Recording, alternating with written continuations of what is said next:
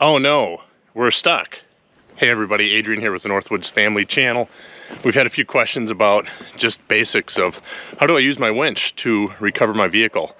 So, found a little divot here in the ground and we got ourselves, well, kind of stuck. And we're just going to show you the basics here, how to use the winch for a self-recovery, including how to use the soft shackles and the snatch rings. The first component, of course, is our winch. And then we have a few other things that we keep in this box underneath our passenger seat.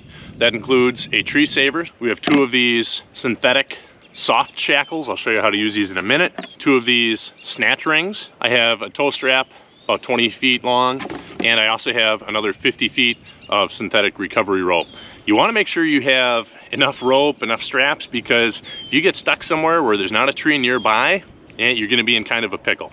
So the first thing we're going to do is we're going to release the spool of the winch so we can pull the winch rope out. There's just a knob right here that you have to turn. Be careful because it's by your coolant system and things like that, so this hose can get a little hot. Just be careful where you're grabbing in there. These flags are there so you grab this and not the hook so you don't get your hands caught in it and hurt yourself. So grab it by that and then just pull. Next thing we're going to do is we're going to grab our tree saver. What you don't want to do is just wrap your rope around the tree and clip it back on itself like this. It can wear out your rope. You're putting a lot of friction on your rope. Number 2, it's not good for the tree, especially if they're not your trees. So the first thing I can do is just a straight pull.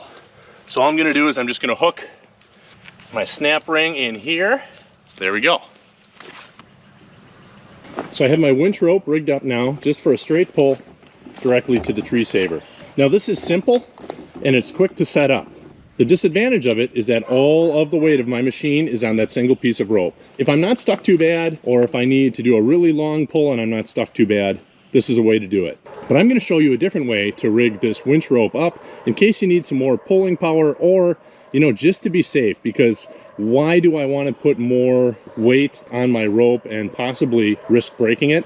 So what we're going to do now is we're going to use one of these soft shackles and the snatch ring to set up a pulley system where we're going to get a mechanical advantage and be able to essentially double the load we can put on this rope. So what we're going to do is we're going to take our soft shackle and our snatch ring. We're just going to loop that snatch ring through that soft shackle. We're going to use this soft shackle and run it through those loops, work that knot through, and then tighten her up. But there you go. So now you see the force when we put the rope around there. It's going to be pulling like this, and we've got a nice 90-degree here, as opposed to if I'm positioning things like this.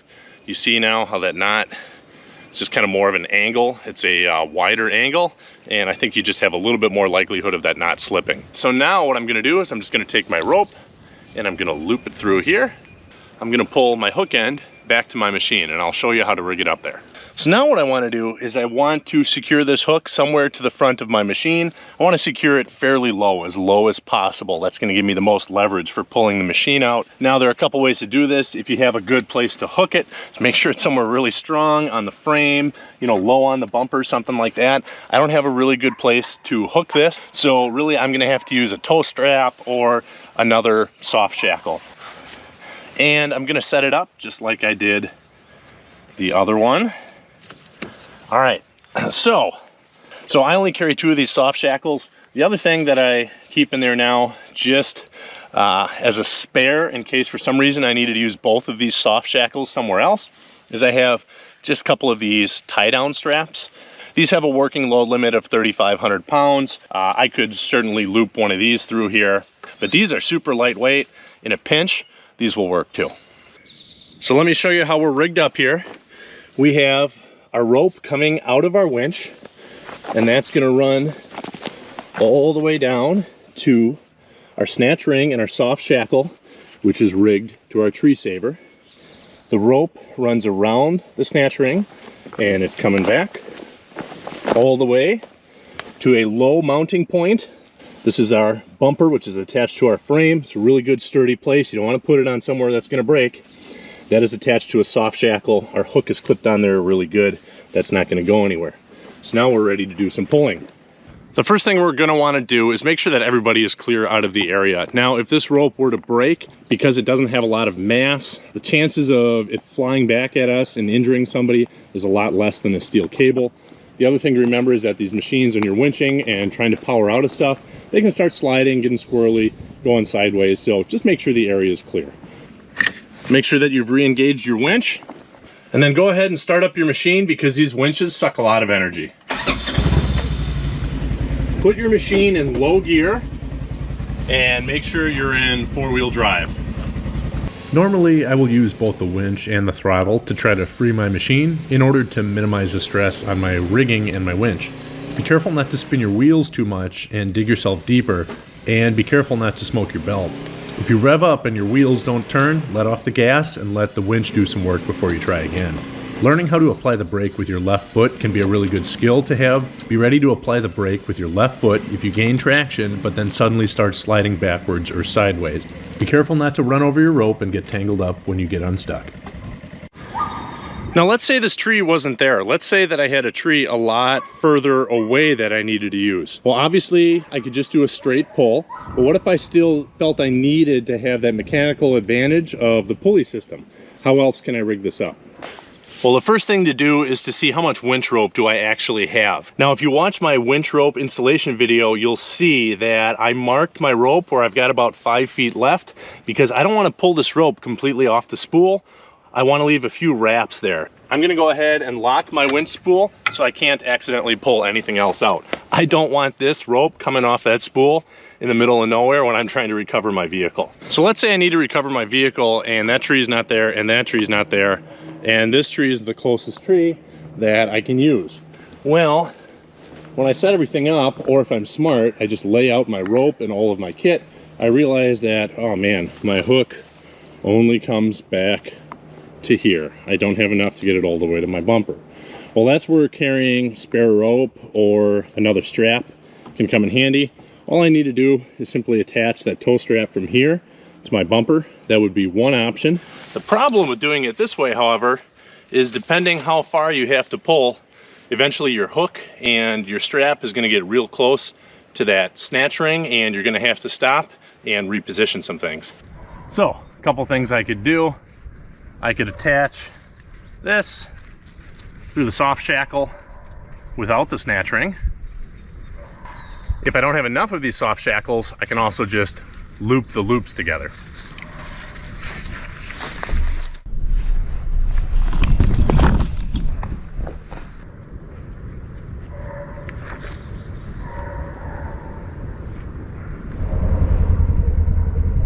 So that's how we rig this one up. Tree saver, tow strap, soft shackle and snatch ring, and then our pulley rope back to our UTV. There's one more thing we need to do, and that's properly re-spool our winch so it's ready to go next time. So you don't need to put it away quite yet. I just wrap it up, put it on the bumper, clip it here, and then I'm going to show you how we're going to do that.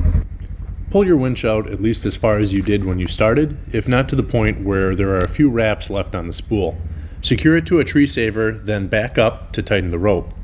Put your machine in neutral and use the weight of the machine to keep tension on the winch as you spool it up. You can slowly turn the wheels left and right a little to get the rope to wind evenly across the winch spool. Get out and check at least a few times, putting your machine in park to ensure the winch is spooling evenly. It's best to do this on level ground. Be prepared to use the brake lightly if the machine wants to roll forward and release the tension off the rope. If you don't have good tension on your rope as you spool it up, the next time you apply force to the rope when trying to recover your vehicle, the top layers of the rope on your spool can slip and dig into the rope beneath it, creating a tangle or even damaging the rope. There we go. And then finally, just do a quick inspection of your gear. Make sure none of your snatch rings or straps are frayed or broken or something like that from the last recovery, and pack them all up nice and neat so they're ready next time.